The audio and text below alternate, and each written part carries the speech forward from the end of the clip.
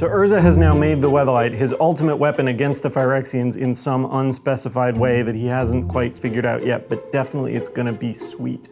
And Joyra is the captain, but she still thinks it's kind of a dumb idea, so she just gives it to somebody, who gives it to somebody, who gives it to somebody. Finally, it winds up with Captain Sisay, who's awesome.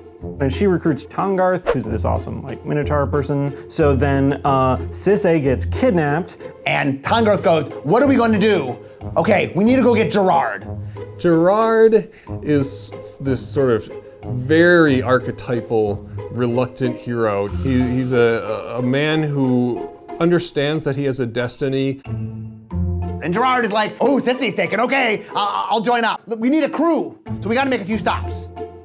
So they have Gerard, who didn't want to be there, Miri and Tongarth, who are pretty cool, Karn, who's a sad pacifist robot, Squee, who's an idiot, Stark, who's a traitor, Krovax, who is cursed, and they're like, yeah, this is a good crew, this is a good plan.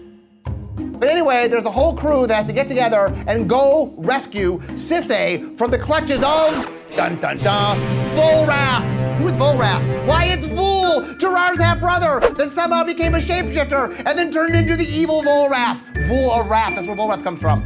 Anyway, so they find their way to Wrath, but when they get there, there's a giant ship, the Predator, led by Grevin Ilvex, the right-hand man of Volrath, and there's a giant fight, and just when Grevin is about to kill Gerard, Gerard falls over, almost to his death. And Gerard lands on a tree and gets taken in by the Vec.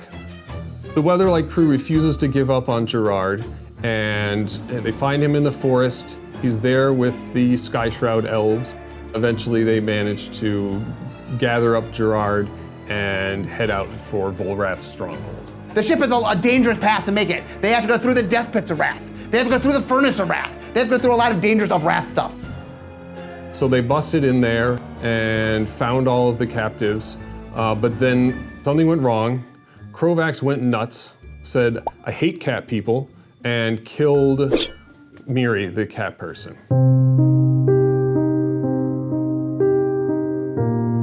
Gerard gets into an epic battle with his nemesis, Volrath.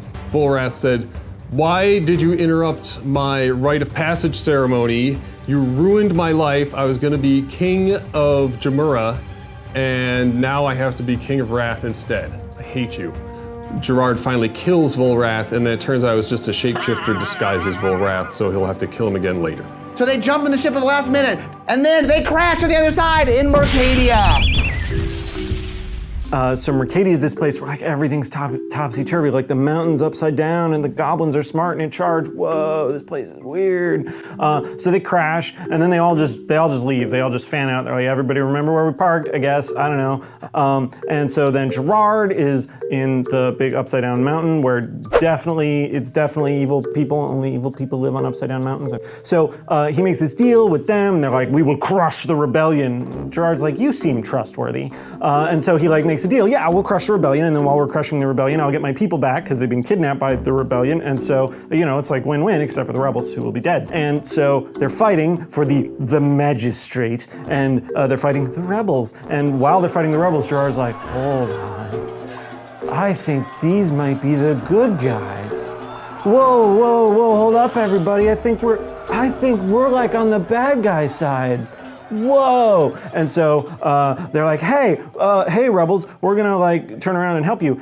So what happens is Gerard and his friends go to the magistrate and they make another deal, right? The magistrate says, hey, you send Hannah to retrieve the power matrix from the Saprazan merfolk and I'll let your friends go. And Gerard's like, cool, let's do that.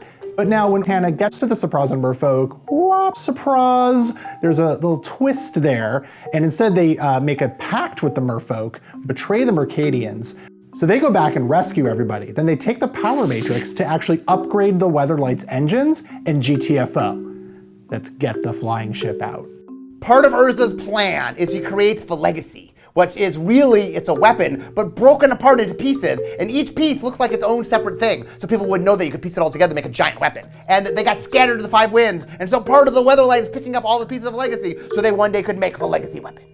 Some other pieces of the legacy are the bones of Ramos. Ramos was this ancient dragon engine that served in Mishra's forces during the Brothers' War, but then Urza convinced him to do good or reprogrammed him or something, and then he ended up on Mercadia somehow and he's worshipped as a god. They finally go there and convince Ramos that he doesn't need his bones anymore, and they take them, but then Takara takes the bones, and it turns out I'm actually Volrath, I'm not Takara, I tricked you. So Volrath kidnaps, once again, some of the crew, and Gerard has to get back on the ship, take over the ship again. Volrath escapes, cackling madly.